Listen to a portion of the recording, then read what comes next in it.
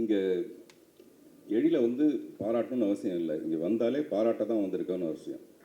அதனால் தனியாக அங்கே வந்து பாராட்டுறதுக்குன்னு ஒரு வார்த்தை தேடணும்னு அவசியம் இல்லை. ரொம்ப ஆச்சரியமாக இருக்கிறது என்னென்னா, சிஷ்யன் வந்து சினிமாவுக்கு வந்து 25 வருஷம் ஆகிடுச்சு. ஆனால் அவர் குருவாக இருந்த எனக்கு வந்து இன்னும் ஒரு 5 வருஷம் கூட ஆகலை. அந்த மாதிரி ஒரு நினப்பில் தான் நான் வாழ்ந்துட்டுருக்கேன்.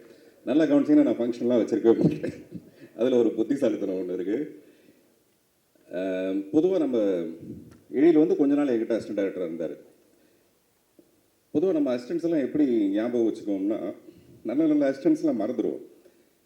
கொஞ்ச நாளைக்கு முன்னாடி ராஜா சாருக்கு வந்து ஒரு கேக் கொடுக்கணும் அப்படின்னும் போது அதில் வழக்கமாக நம்ம எதாவது எழுதுவோம் இல்லையா? அதனால் இசையே புள்ளி புள்ளி புள்ளி, கடலே புள்ளி புள்ளி புள்ளி, பார்த்திபன் அந்த மாதிரின்னு சொல்லிட்டு ஒரு கேக் ரெடி பண்ணி எடுத்துருவாங்க அப்படின்னு. பிரசாத் ஸ்டுடியோவில் அவருடைய டோர் வந்து 2 டோர் இருக்கும். இந்த டோரை திறந்துட்டு உள்ளே போகணும். இந்த டோரை திறக்கும் போது அது கேக் எப்படி இருக்குன்னு பார்க்கலான்னு நான் திறந்து பார்த்தேன். பார்த்தா இசையே பூ இல்லி புள்ளி அப்படி இருக்கு. எனக்கு கெட்ட வார்த்தையில் திட்டம் கோவம் வந்துருச்சு.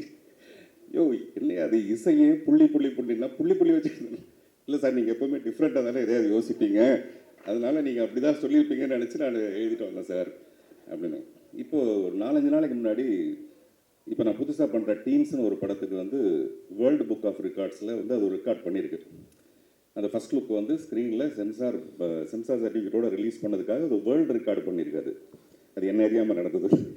ஸோ அதுக்கு ஒரு ஃபங்க்ஷன் ஒன்று வச்சுருந்தோம். அது சின்ன இடம். அது சார் இந்த இதெல்லாம் எங்கே வைக்கிறதுன்னு கேட்டாங்க. நான் சொன்னேன், வழக்கமாக இந்த கல்யாண மண்டபத்தெல்லாம் பன்னீர் தெளிக்கிறதுக்குன்னு ஒரு இடம் இருக்கும்ல, நுழைஞ்ச உடனே அந்த இடத்துல இதை வச்சுருங்க அப்படின்னு. அன்றைக்கி காலையில் வேகமாக அந்த அசிஸ்டண்ட் ஓடி வந்து, பன்னீர் சொம்பு எவ்வளோ பெருசு வாங்கணும் சார் அப்படின்னு கேட்டார். எதுக்குங்க பன்னீர் சொம்பு?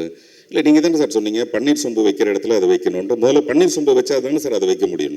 நான் சொன்னது ஒரு உதாரணத்துக்கு சொன்னேன், இந்த இடத்துல வைங்க. ஸோ பொதுவாகவே நம்மக்கிட்ட ஒரு 100 பேர் 500 பேர் அசிஸ்டன்ட் டைரக்டராக என்னுடைய இந்த 33 வருஷத்தில் வந்திருந்தால் கூட எழில் வந்து ஒரு ஸ்பெஷல் எழில். அதனால தான் எஸ் எழில்னு இருக்குது. எஸ் எழில்னால் ரொம்ப ஸ்பெஷல் அவர். அதே மாதிரி சின்சியர், சைலண்ட். நாளைக்கு அவர் துள்ளும் பண்ணுவாருங்கிறதே தெரியாத அளவுக்கு என்கிட்ட இருக்கும்போது ரொம்ப ரொம்ப அமைதியாக இருப்பார். அவ்வளோ அமைதியான ஒருத்தர். கடைசியில் கொஞ்ச நாள் கழிச்சு நான் அவரோட யுத்த சத்தம்னு ஒரு படம் பண்ணுற அளவுக்கு அவர் வளர்ந்து இன்றைக்கி இந்த மேடையை அலங்கரிக்கிறதும்.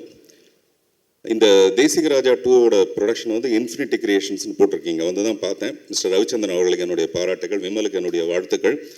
இன்ஃபினிட்டினா முடிவில்லாத அவ்வளோ பெரிய வெற்றியை தொடர்ந்து விமலும் பெற, இந்த தயாரிப்பாளர் பெற என்னுடைய மனப்பூர்வமான வாழ்த்துக்கள். நன்றி, வணக்கம்.